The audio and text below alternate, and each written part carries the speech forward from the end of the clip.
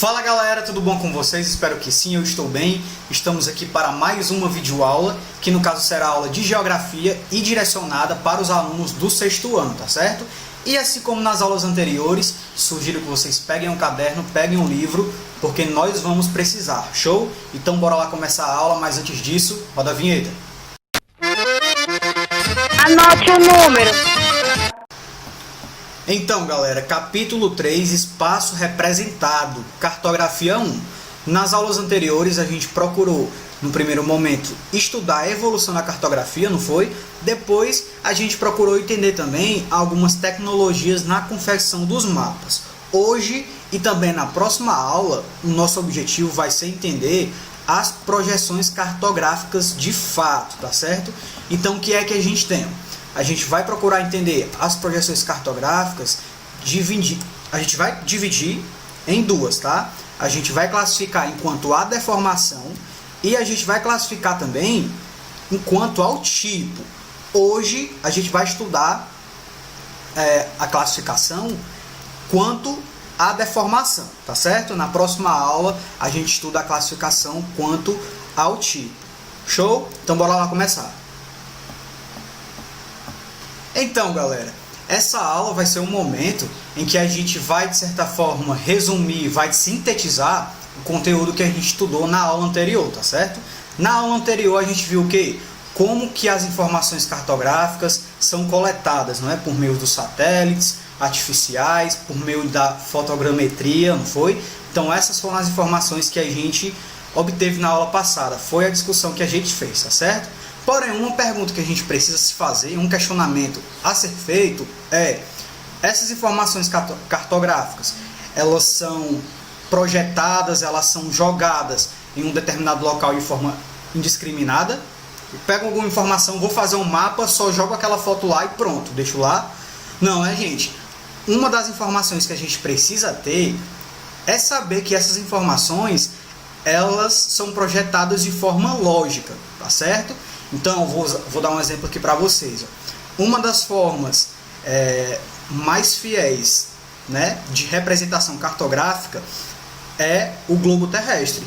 Não é? Lá o globo é uma das formas mais eficazes de projeção, tá certo? Ela é completamente correta? Não, tá certo? Mas é a que chega mais próximo ali da representação real da Terra, tá? Porém, quando a gente está em sala de aula, quando a gente precisa passar algumas informações para os nossos familiares, a gente vai andar com um globo terrestre embaixo do nosso braço, para onde a gente for? Obviamente que não, né, gente? Então, por exemplo, no livro didático de vocês, as informações cartográficas, os mapas, eles são projetados a partir das projeções cartográficas, tá? A gente tem a representação num plano horizontal, tá? E é a partir das projeções cartográficas que a gente pode projetar aquele mapa com as medidas e as informações mais fiéis possíveis da realidade, tá certo? Então, esse vai ser o nosso objetivo agora, discutir as projeções cartográficas e entendê-las, tá? Então, bora lá. Então, galera, esse é o momento que vocês vão perguntar para mim. Beleza, Wesley, mas teria como tu definir o que são essas projeções cartográficas? Então, galera, sendo bem objetivo, essas redes de projeções cartográficas, elas são caracterizadas por uma rede de coordenadas geográficas, tá? A gente estudou já coordenadas geográficas, não foi? Quando a gente falou lá de meridianos e paralelos, tá certo? E essas coordenadas geográficas, elas são definidas por cálculos matemáticos, show? Então, galera, isso é necessário em função do formato da Terra. Não é que, no caso, vai ter que ser representado num papel, por exemplo, tá? Porém, o que é que a gente tem? Ó? Apesar de todos os cálculos matemáticos e do desenvolvimento da ciência acerca da cartografia de fato, a gente ainda não consegue fazer essa projeção em um plano sem que haja deformações. A partir disso, o que é que a gente tem? Agora é o momento da gente exercitar a nossa imaginação, tá? O que a gente sabe é que a Terra, o formato da Terra, aparece enquanto um geóide, tá? Mas a título didático aqui, para ficar mais fácil a nossa compreensão, a gente finge que a Terra é uma esfera, tá? A gente tem uma esfera. Se a gente fosse representar essa esfera num plano, o que era que a gente iria fazer? Se a gente fosse passar essa esfera para um plano, a gente iria abrir a esfera, tá certo? E iria tentar planificar ela. A esfera não é redondinha, então a gente iria abrir a esfera, tá? Quando eu fosse passar essa esfera para um papel, ela iria ficar totalmente reta, sendo que tem partes arredondadas, e iria ficar numa folha, iria ficar pregada de forma concreta numa folha A4? Não, né, gente? A gente precisaria esticar algumas partes aqui, precisaria esticar outras partes aqui, sobrepor outras partes, tá certo? Então é basicamente isso que acontece nas projeções cartográficas. Sendo assim, gente, não vai existir uma forma de representação cartográfica plana que representa a Terra sem que ocorram essas deformações ou essas distorções, tá? Essas deformações elas vão afetar os ângulos, as áreas e os comprimentos, tá certo? Então aí na tela está aparecendo para vocês algumas ilustrações em que a gente pode conseguir perceber essas distorções e essas deformações, tá certo? Qual é a informação que a gente precisa ter?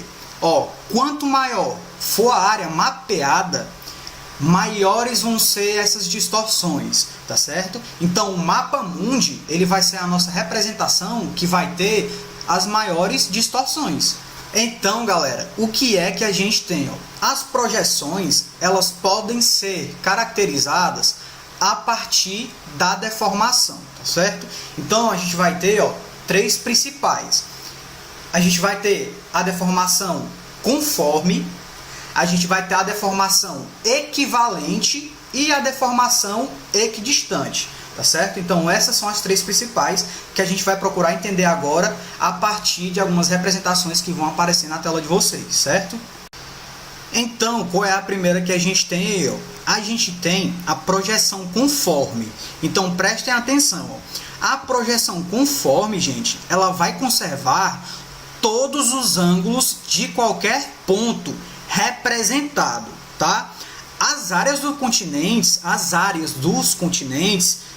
são as partes que serão deformadas, tá? Então as áreas dos continentes são deformadas, mas as formas ou a fisionomia dos elementos representados serão mantidas, tá certo? Então se a gente observar esse mapa que está aparecendo para vocês, e a gente for identificar o Brasil aí nesse mapa, o que a gente percebe é que parece que o Brasil ele foi achatado em algumas partes, não é isso? Então, ele vai conservar os ângulos, né, de qualquer ponto representado, mas a área do continente ele vai estar um pouco deformado, tá certo? Então, essas são as características da projeção conforme. Show? A outra projeção que a gente tem, galera, é a projeção equivalente, tá? Então, quais são as características da projeção equivalente? Gente, a projeção equivalente vai conservar as áreas, tá? Vai conservar as áreas e vai manter a proporção entre o seu tamanho real e a representação no mapa, tá certo? Porém, as formas ou a fisionomia dos elementos, eles vão ser representadas de forma deformada, tá certo? Então, se a gente prestar atenção no mapa de Peters, por exemplo, o que é que a gente tem? A projeção de Peters, a projeção de Peters, ele vai manter as áreas do continente, mas se a gente observar, vai acabar deformando o formato deles, tá? Então, se a gente prestar bem atenção no continente africano, desse mapa que está aparecendo na telinha de vocês, a impressão que se tem é de que ela está mais esticada, não é do que as outras projeções. Então, o continente ele vai ficar mais em evidência, tá? Parece que está mais esticado mesmo aí o continente africano, tá? Então, Peters, que foi o idealizador desse mapa, ele tinha como objetivo, de fato, justamente colocar em primeiro plano os países e os continentes que eram deixados de lado por outros mapas, tá certo? A outra projeção que a gente tem, galera, é a projeção equidistante, tá? tá? Então, o que é que a gente precisa saber sobre essa projeção? Essa projeção, a equidistante, vai representar os comprimentos em escala constante, tá? Então, ou seja, ó, ela não vai conservar o formato dos continentes e nem a dimensão. O que é que vai acontecer? Essa projeção só vai manter as distâncias, tá certo? Então, o que é que a gente tem? Ó, a proporção dos comprimentos, dos meridianos e dos paralelos vão ser mantidos tal como o real, tá? Então, ó, se a gente prestar atenção nesse mapa que está aparecendo para vocês, o continente antártico ele vai aparecer de maneira exagerada, tá certo? Mas o que a gente tem é que a proporção dos comprimentos dos meridianos e paralelos reais é mantida, tá certo? Então, galera, com base no que a gente viu agora, eu sugiro que a gente responda a 14ª questão da página 514 para a gente praticar, tá certo? Então, abram o livro aí na página 514 para a gente resolver essa 14ª questão. Então, bora lá, ó. Por que o continente antártico aparece de maneira exagerada na projeção equidistante? E aí, galera, por que é que aparece de forma exagerada? Por que é que o continente antártico vai aparecer de maneira exagerada na projeção equidistante? Foi a projeção que a gente acabou de ver no momento anterior, né, galera? Então, o que é que a gente tem, ó? Na projeção equidistante, apenas as distâncias entre os pontos, né, são mantidas. Tá? Os continentes eles não vão conservar a sua forma nem a sua área. Tá? Então, ó, só as distâncias entre os meridianos e os paralelos são as informações que serão conservadas nessa projeção. Show? Então, coloquem aí, ó. 14ª questão. Nessa projeção, apenas as distâncias entre os pontos são mantidas.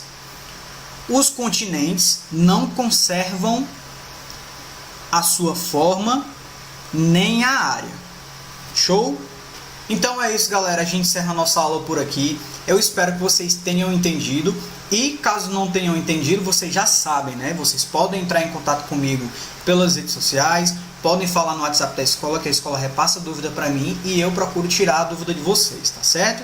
E além disso, a gente tem agora as nossas aulas online, né? A partir do Google Meet. Show? Então é isso. Continue estudando. Um abraço e até a próxima. Valeu!